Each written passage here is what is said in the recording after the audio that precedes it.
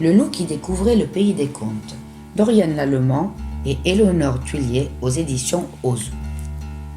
Quand Lou se réveilla ce matin-là, le soleil brillait haut dans le ciel.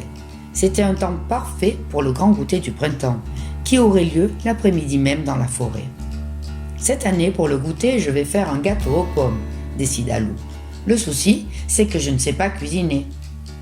Lou prit un panier et sortit. Dans la forêt, il trouverait bien quelqu'un pour l'aider. Lou marcha longtemps sans rencontrer personne. Enfin, au détour d'un sentier, il tomba nez à nez avec 3 petits cochons qui construisaient leur maison. « Au secours, le loup !» hurlèrent les cochonnets. « Il va nous dévorer !» Dévorer de mignons petits cochons, mais pas du tout, s'exclama Lou, horrifié. « Alors tu vas souffler, souffler, et nos maisons vont s'envoler. » N'importe quoi. Moi, ce que je voudrais, c'est cuisiner un gâteau aux pommes. Mais je ne sais pas comment faire. Étonnés, les 3 petits cochons se regardèrent.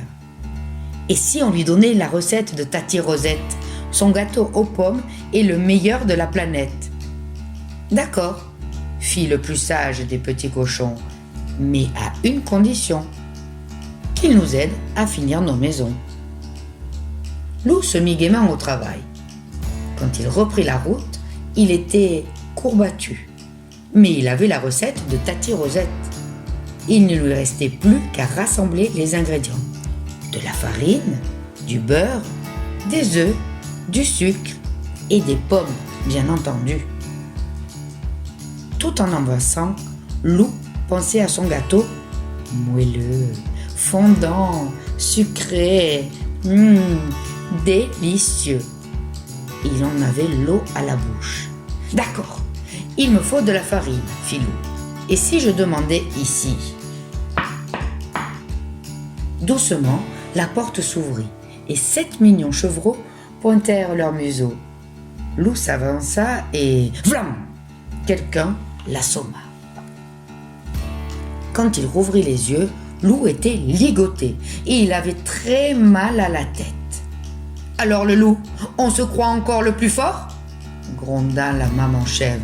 « Certainement pas, » protesta Lou. « Je voudrais de la farine, c'est tout. »« De la farine pour montrer patte blanche et dévorer mes chevreaux ?»« Non, » bredouilla Lou. « De la farine pour faire un gâteau. » Par chance, la chèvre adorait cuisiner. En échange de la recette de Tati Rosette, elle donna à Lou de la farine. Et hop, le jeta dehors. Lou reprit son chemin en grommelant. Il ne pensait pas que faire un gâteau serait aussi compliqué. Il bougonnait encore lorsqu'il entendit quelqu'un chanter. C'était une petite fille, toute de rouge vêtue, qui cueillait des fleurs. « Et toi, je te connais !» cria la petite fille. « Tu es le loup !» Lou soupira. Voilà que cela recommençait. « N'aie pas peur, je ne vais pas te dévorer, » fit-il de sa voix la plus douce. « Ça c'est sûr, » fit la petite en haussant les épaules. « Tu n'as pas l'air bien méchant. » Soulagé, Lou s'assit dans l'herbe près du petit chaperon rouge. Et tandis qu'il partageait un morceau de galette, il lui parla de la recette de Tati Rosette. « Si tu joues avec moi, je te donnerai mon petit pot de beurre pour ton gâteau, » lui proposa la fillette. Pendant des heures, Lou joua à chat perché, à cache-cache, à loup glacé. À la fin, il en avait vraiment assez, mais il avait le petit pot de beurre dans son panier. Ingrédient numéro 3, des œufs, lut ensuite Lou. Justement, il y avait un nid juste au-dessus de lui. Courageusement, Lou commença à grimper quand un grand cri le fit sursauter. Au pied de l'arbre, un renard venait d'attraper une petite poule rousse. Ce soir, tu crieras dans le chaudron, se réjouit le renard. Ma vieille mère et moi, nous nous régalerons. Pauvre poulette, pensa Lou, je ne peux pas la laisser se faire croquer. Sans bruit, il descendit de son perchoir et suivit le renard. Profitant que le renard s'était endormi, Lou s'approcha et délivra la poule. « Pauvre de moi, gémit-elle, échappée au renard pour finir dans la gueule du loup. »« Rassure-toi, je ne vais pas te manger, » lui promet Loup. « Allez, cocotte, filons d'ici. » Pour remercier Loup, la petite poule rousse proposa de lui tricoter une culotte qui ferait de lui le plus coquet des loups de la forêt. Non merci, fit Loup. Je préférerais quelques bons œufs frais. Loup se remit en route. Apparut alors devant ses yeux ébahis une jolie maisonnette toute de pain d'épices, de sucre et de biscuits.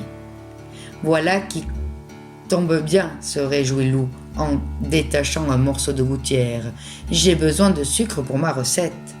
Aussitôt, la porte s'ouvrit et une affreuse sorcière surgit. Cric, crac, croc, qui grignote mon logis? Grogna-t-elle. Un loup? Pouah, je vais le transformer en poulet, ce sera meilleur à manger. Certainement pas, cria Loup terrorisé, et il se carapata. Loup courut, la sorcière à ses trousses. À bout de souffle, il arriva devant une chaumière et s'y engouffra. « Bonjour, mon ami !» le salua Blanche-Neige. « Qui te poursuit ?»« Une sorcière !» paniqua Loup. « Elle veut me transformer en poulet !»« N'aie crainte, elle ne te trouvera pas ici. Repose-toi près de la cheminée, tu sembles épuisé. » Reconnaissant, Loup s'assit et aussitôt il s'assoupit. Au réveil, Loup raconta à Blanche-Neige toute son histoire. Le goûter, la recette de Tati Rosette et toutes ces choses bizarres qui lui étaient arrivées. « C'est parce que tu es dans la forêt des contes, » lui expliqua la jeune fille. « D'ailleurs, voici de belles pommes pour ton gâteau. » Loup regarda les magnifiques pommes rouges avec inquiétude. « Promis, la méchante reine ne les a pas touchées, » rit Blanche-Neige. Loup la remercia, rassurée. Blanche-Neige conduisit alors Loup devant son miroir. « Miroir, mon beau miroir, dis-moi qui est le plus chou des loups. »« C'est Loup le plus chou, » fit le miroir amusé. « Et si on le gardait avec nous ?»« Non, cher miroir, » répondit Blanche-Neige. « Renvoie-le vite dans la forêt. Mais avant... » Et Blanche-Neige déposa un doux baiser sur le museau du loup, qui se sentit rougir, partir, rougir, partir. Loup secoua la tête tout étourdi. Il était de retour chez lui. À ses pieds, son panier était bien rempli. « Youpi, j'ai tout ce qu'il faut pour préparer mon gâteau. Vite, au fourneau !» Dans sa cuisine, Loup suivit à la lettre la recette de Tati Rosette. Il coupa, versa, mélangea. Lorsque tout fut terminé, son gâteau était gonflé et doré à souhait. C'est alors que... on frappa à sa porte.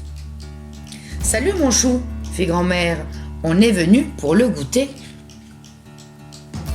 C'était l'heure du goûter. Autour de la table, les amis de Loup étaient déjà installés, impatients de se régaler. « Ah, te voilà enfin !» s'exclama Valentin. « Que nous as-tu donc amené ?»« Le gâteau aux pommes de Tati Rosette, fit Loup. Et aussi quelques nouveaux amis. »